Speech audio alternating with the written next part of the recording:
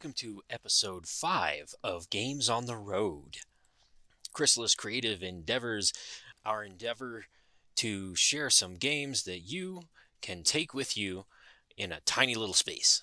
And this tiny game we're going to talk about today is Flip City. We got away from the city, and now we are building our own little mini cities as we're playing in the middle of nowhere.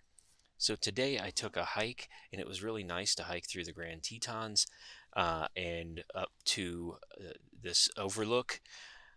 I felt a little bit like Bilbo Baggins, especially when I saw this, but it was basically a 7-mile hike along Two Ocean Lake, although I don't know why they call it Two Ocean Lake. If you've ever been to the Great Lakes, which actually look like oceans, this looks like a little bitty lake. So don't get too excited when you go to Two Ocean Lake to think it's the size of an ocean. It's the size of a lake.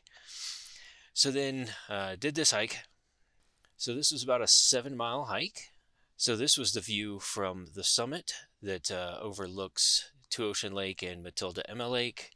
And then this was the view from the summit looking at the Tetons. But without further ado, alright, this is Flip City in a nutshell. Again, this is not a tutorial, just enough to give you a flavor of the game. Flip City is a kind of miniature deck building game. So basically you have your deck that you start out with, and the difference is you know what's coming up next because it's always faced up.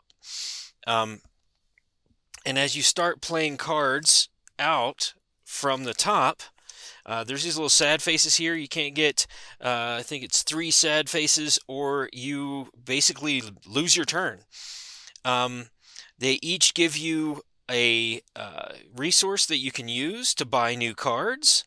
And the goal is to get a number of these little awards in your city each turn. The goal is to get 8 in a single turn. So basically, you're building up your deck so that you can play a turn to get 8 of these in a row without getting 3 little sad faces. And that's Flip City in a nutshell. Let's talk about the ratings for Flip City. Cargo space is 2 thumbs up. This is a tiny little game. All these cards fit in there really well. Matter of fact, it's 2 thumbs up because I also have the Wilderness expansion, and all of it fits in the base box. So I don't have 2 different boxes, one for the game, one for the expansion. Everything fits in that one box, and we can play, add the Wilderness expansion, and yeah, 2 thumbs up. All right, table space, I'm going to say a thumbs up because you've basically got a menu of options up here and then your own decks, and that's pretty much it. So it doesn't take up a lot of space. You've got your personal area, the menu up here, and then another area down there for the other player or maybe players on the sides.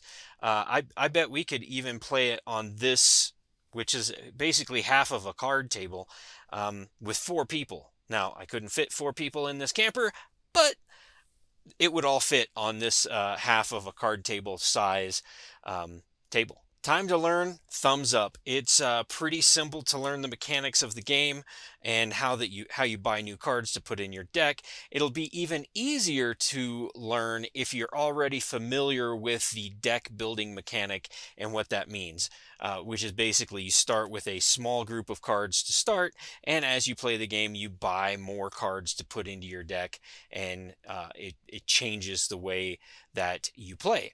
Setup time, thumbs up as well. You put out your menu of options to buy, you give everybody a starting deck, they shuffle the starting deck, and you're ready to go. It's out of the box, probably 2 to 3 minutes to get everything set up and start playing. Picnic table. I would say this about any deck building game or any game where it's all cards and lots of them. Which is, no, don't try to play this on a picnic table. Now you could, if you have some pretty substantial weights to put on the different decks and have some way to put your cards down, it could be a maybe if you had that option. Now, replayability, I'm going to give this a wavy hand of indifference. And the reason why is because there aren't a lot of options in the deck drafting piece.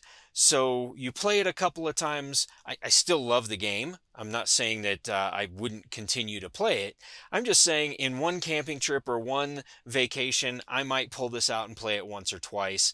It wouldn't be an every night occurrence. Hey, let's play that again, because it's one of those things you kind of have to fade from memory and then bring it back out and go, oh yeah, I remember how to do these combos and do these things with these cards, but there just aren't a lot of options. Having the expansion does help with replayability, so I would suggest go ahead and get both. If you're interested in building a little city building card game, if that's interest you, get both, take them with you, and you probably will enjoy it and be able to replay a lot more. As a two-player game, I give this a thumbs up. Like most deck building games, you're basically playing your own thing.